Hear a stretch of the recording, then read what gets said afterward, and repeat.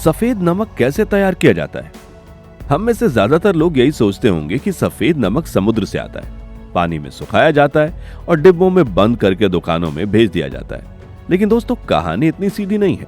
समुद्र के खारे पानी से लेकर आपके रसोई घर में रखे डिब्बे तक सफर बहुत लंबा, दिलचस्प और आधुनिक मशीनों के प्रोसेस से भरा हुआ है। आज के इस वीडियो में हम आपको इसी सफर पर ले चलेंगे और दिखाएंगे कि कारखाने के अंदर सफेद नमक को कैसे तैयार किया जाता है।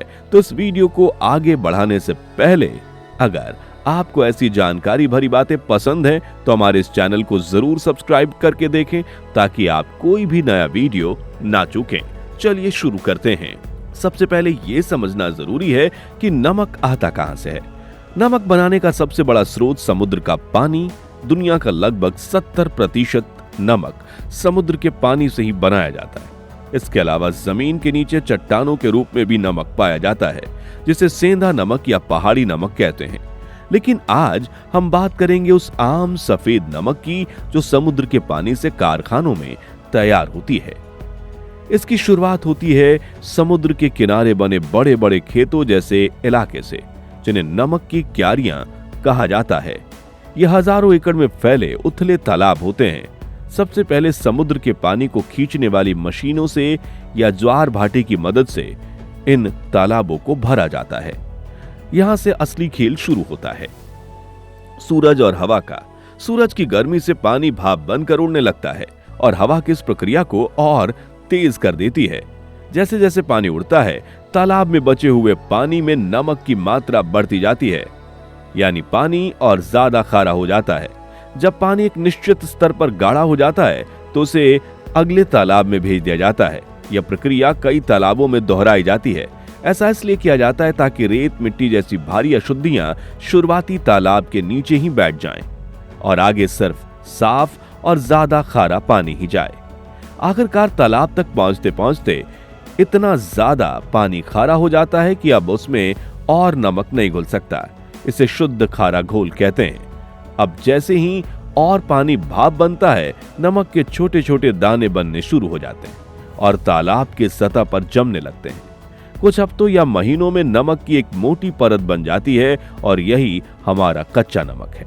जब नमक की मोटी परत तैयार हो जाती है, तब नमक को इकट्ठा करने का काम शुरू होता है। पहले यह काम मजदूर हाथों से करते थे, लेकिन आज बड़े बड़े कटाई करने वाले यंत्रों का इस्तेमाल होता है। ये यंत्र नमक की परत को खुरच कर इकट्ठा करते हैं और वाहक पट्टे के जरिए ट्रकों में लाद देते हैं। यहां से ये कच्चा नमक कारखाने की तरफ अपना सफर शुरू करता है। कारखाने के अंदर से नमक को खाने लायक बनाया जाएगा। कारखाने में लाया गया नमक अभी भी पूरी तरह से शुद्ध नहीं होता। इसमें अभी भी थोड़ी रेत, मिट्टी और दूसरे खनिज जैसे मैग्नीशियम और कैल्शियम के यौगिक मिले होते हैं, जो नमक को कड़वा स्वाद दे सकते हैं और नमी पड़ने का कारण बन सकते हैं। तो कारखाने में सबसे पहला काम होता है कच्चे नमक की धुलाई। इसे धुलाई घर में भेजा जाता है। यहाँ नमक को पानी से नहीं बल्कि नमक वाले पानी यानी खारे घोल से धोया जाता है।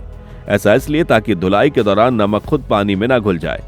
फिर उस पर चिपकी गंदगी साफ हो जाती है। इस प्रक्रिया से ज्यादातर मोटी अशुद्धियां निकल जाती हैं। धुलाई के बाद इस नमक को शुद्ध करने के लिए सबसे जरूरी कदम उठाया जाता है। नमक को साफ पानी में घोलकर एक बहुत गाढ़ा घोल फिर से तैयार किया जाता है और इस घोल को बड़े बड़े पात्रों में डालकर इसमें कुछ खास रसायन मिलाए जाते हैं। ये रसायन पानी में घुली हुई कैल्शियम और मैग्नीशियम जैसी अशुद्धियों को बाहर निकालते हैं। इसके बाद इस घोल को बारीक छानने वाले यंत्रों से गुजारा जाता है, जिससे बची कुछ अशुद्धियां भी निकल जाती हैं और हमें लगभग 100% शुद्ध सोडियम क्लोराइड का घोल मिलता है। अब हमारे पास एकदम साफ नमक का घोल है, लेकिन हमें इसे वापस ठोस यानी क्रिस्टल के रूप में लाना है। यहीं पर आधुनिक तकनीक कमाल करती है। इस प्रक्रिया को वाष्पीकरण कहते हैं। घोल को स्टील के बड़े बर्तनों में भेजा जाता है, जिन्हें वैक्यूम स्टील बॉक्स कहते हैं। इन स्टील के बॉक्सेस के अंदर हवा निकालकर दबाव पैदा किया जाता है। वैक्यूम में पानी 100 डिग्री से बहुत कम तापमान पर उबलने लगता है, जिससे ऊर्जा की बहुत बचत होती है।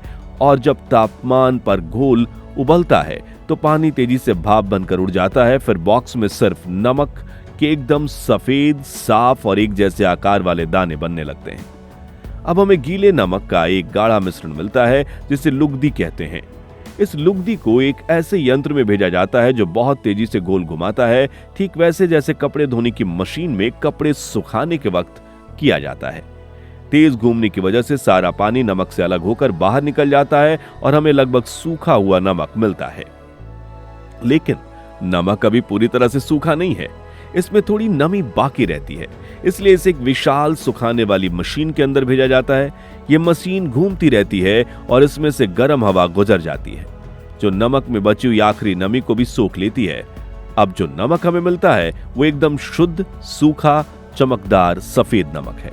अब आता है वह कदम जो हमारी सेहत के लिए बहुत जरूरी है, आयोडीनीकरण। भारत सरकार के नियमों के अनुसार खाने वाले नमक में आयोडीन मिलाया जाना अनिवार्य है। आयोडीन हमारे शरीर, खासकर गले में मौजूद थायराइड ग्रंथि के सही से काम करने के लिए जरूरी है। इसी की कमी से घेग जैसी बीमारियां होती हैं। इसलिए तैयार नमक के ऊपर पोटेशियम आयोडेट नाम का रसायन छिड़काव किया जाता है। मशीनों द्वारा यह सुनिश्चित किया जाता है कि आयोडीन नमक में बराबर मात्रा में मिल जाए। इसके अलावा नमक में एक और चीज मिलाई जाती है जिसे गांठ रोधी पदार्थ कहते हैं। आपने देखा होगा कि बरसात के मौसम में नमक जम जाता है या फिर उसमें गांठें पड़ जाती हैं। ऐसा हवा की नमी के कारण होता है। ये पदार्थ नमक के दानों को आपस में चिपकने से रोकता है, जिससे नमक साल भर खुला और दानेदार बना रहता है। अब हमारा नमक खाने के लिए पूरी तरह से तैयार है। आखिरी पड़ाव है इसे डिब्बों में बंद करने का। कारखाने के इस हिस्से में कुछ स्वचालित यंत्रों से यह काम किया जाता है। ये यंत्र तेजी से नमक को तौलते हैं और उसे पैकेटों में भरते हैं, पैकेट को सील करते हैं और उस पर तारीख, कीमत जैसी जानकारियां छापते हैं। ये सब इतनी तेजी से होता है कि 1 मिनट में सैकड़ों पैकेट बनकर तैयार हो जाते हैं। इन तैयार पैकेटों को बड़े बक्सों में भरकर देश भर के थोक विक्रेताओं और दुकानों तक भेजा जाता है, जहां से ये आखिरकार आपके और हमारे रसोई घर तक पहुंचता है। तो दोस्तों, अगली बार जब आप अपने खाने में एक चुटकी नमक डालें तो याद कीजिएगा, यह सिर्फ एक चुटकी नमक नहीं, बल्कि इसके पीछे समुद्र, सूरज, विज्ञान और तकनीक की एक लंबी और रोचक कहानी छुपी हुई है। अगर आपको नमक बनाने का यह सफर पसंद आया, तो कुछ नया जानने को मिला, तो इस वीडियो को पसंद जरूर करें और अपने दोस्तों और परिवार के साथ साझा करें। और ऐसी ही रोमांचक वीडियो देखने के लिए हमारे चैनल को सब्सक्राइब करना ना भूलें। हम मिलते हैं आपसे अगले वीडियो में एक नई दिलचस्प वीडियो के साथ। जय हिंद।